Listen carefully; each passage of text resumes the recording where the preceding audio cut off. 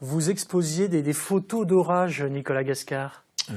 Oui, c'était il y a... C'était il y a longtemps dans une autre vie, parce que vous êtes photographe professionnel et vous, votre passion, entre autres, c'est justement la nature. Oui, tout à fait, oui. La nature dans tous ses états. Disons que c'est une fascination qui remonte à l'enfance pour la lumière. À la base, je suis vraiment fasciné par la foudre. Expliquer pourquoi j'aime la foudre, je ne sais pas, c'est en moi depuis toujours. Et au fil du temps, le fait d'immortaliser, de capturer la foudre m'a incité indubitablement à arriver, enfin, à immortaliser la lumière de façon générale sur les 4 saisons. Justement, alors là c'est tout l'inverse de la foudre parce que c'est l'arc-en-ciel, donc ça c'est plutôt le beau temps après la tempête, on va dire, hein, sur cet exemple de photo ici. C'est le genre de photo qu'on peut retrouver dans l'ouvrage que j'ai là, qui s'appelle Wild Light Jura, et qui donc s'intéresse à notre région. C'est ça, c'est 15 années de travail? Voilà, oui, tout à fait, c'est à peu près 15 années, une célébration sur l'ensemble du massif jurassien, toujours à la recherche donc, de cette lumière très éphémère, qui va durer ne serait-ce que quelques secondes, voire une minute grand maximum. Ouais. Et voilà, j'ai voulu célébrer cela à travers donc on voit quelques photos là, voilà. C'est sublime. Hein, ouais, non, franchement, la foudre, les orages sur les crêtes du Jura. Là c'était lors d'un bivouac sur les monts Jura, près du Grand Montrond, et un orage extraordinaire isolé s'est mis à frapper, à éclater sur le bassin genevois avec des coups de foudre extra nuageux à répétition. C'était extraordinaire. Ouais. Comment vous photographiez ces caprices de la météo? Parce que on se dit, ce garçon est peut-être un chasseur d'orage. Ça veut dire que vous travaillez comment? Disons que je travaille constamment avec les bulletins météorologiques. J'ai appris de façon autodidacte la météorologie.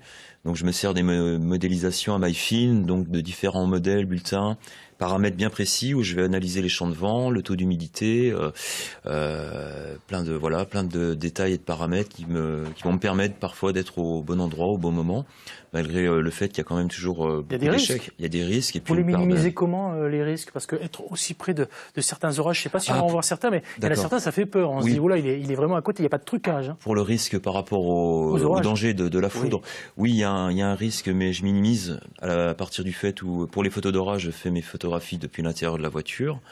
Par contre, pour ce type d'orage isolé, là, non, c'est un petit peu plus dangereux parce qu'effectivement, là, cette nuit-là, je bivouaquais, donc j'étais vraiment seul, exposé face au phénomène. Ouais. Alors, on voit plein d'exemples de photos là qui sont en train de passer. On feuillette en même temps votre ouvrage. Il y a 2 parties dans cet ouvrage.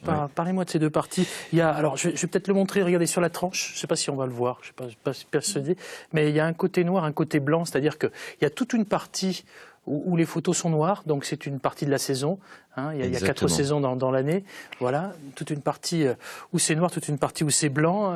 Racontez-moi cette différence que nous pouvons voir là ici. Disons voilà, j'ai souhaité faire une mise en page un petit peu insolite où je voulais mettre en place dans cette mise en page les couleurs chaudes de printemps-été sur un fond noir. Pour donner des contrastes davantage et puis amplifier la profondeur de champ sur certains paysages. Et puis effectivement, à la fin du livre, sur quelque chose de plus minimaliste, de plus épuré, sur fond blanc, blanc avec les paysages enneigés, aussi bien sur le Jura suisse que sur le Jura français. Puis on retrouve aussi un petit peu des exercices moins fréquents que j'ai pu réaliser ces dernières années, notamment quelques photographies animalières, des ambiances avec la brume. C'était vraiment un hommage pour célébrer la nature. Il n'y a pas uniquement des orages, c'est vraiment, on retrouve des mers de nuages, effectivement, là, comme on voit là sur le massif du... la vue sur le Mont Blanc au lever du jour, tout ce qui est lié à la nature. C'était vraiment pouvoir... En même temps, peut-être que la photo est un prétexte pour pouvoir être en immersion totale au cœur de la nature et puis profiter un maximum de ces instants uniques. Je crois que c'est vraiment le plus important, être au cœur des éléments. C'est quand même un cadeau que nous offre la nature tous les jours. Ouais. En tout cas, c'est un beau cadeau que vous nous faites avec de très très belles photos. C'est de l'argentique ou c'est du numérique? Les deux. Là, on a quand même 95% de photos numériques. Je tiens à préciser, les lumières sont totalement naturelles. Hein. Je retravaille légèrement en post-traitement pour enlever les poussières, pour régler un petit peu les contrastes, les niveaux, pour que je puisse retrouver vraiment l'équilibre que j'ai quand je vois l'appareil, enfin la photo sur l'écran de l'appareil. Mais sinon, non, je reste le plus naturel possible. Donc c'est vraiment une attente, parfois de 24-48 heures au même endroit, pour avoir cette fameuse lumière qui va se manifester durant un instant. Ouais. Pour cet ouvrage, Nicolas Gascard, et pour ces photos sur 15 ans de travail, j'imagine que ça représente des centaines, voire des milliers de clichés. Vous avez trié ça comment ? C'était très subjectif puisque on a toujours des choix, des coups de cœur. Hein. Là, j'ai trié sur quasiment au départ 10 000 photos Ensuite, j'en ai retenu 3000 et il fallait en garder au final 140 à peu près, ou 120, je ne sais plus.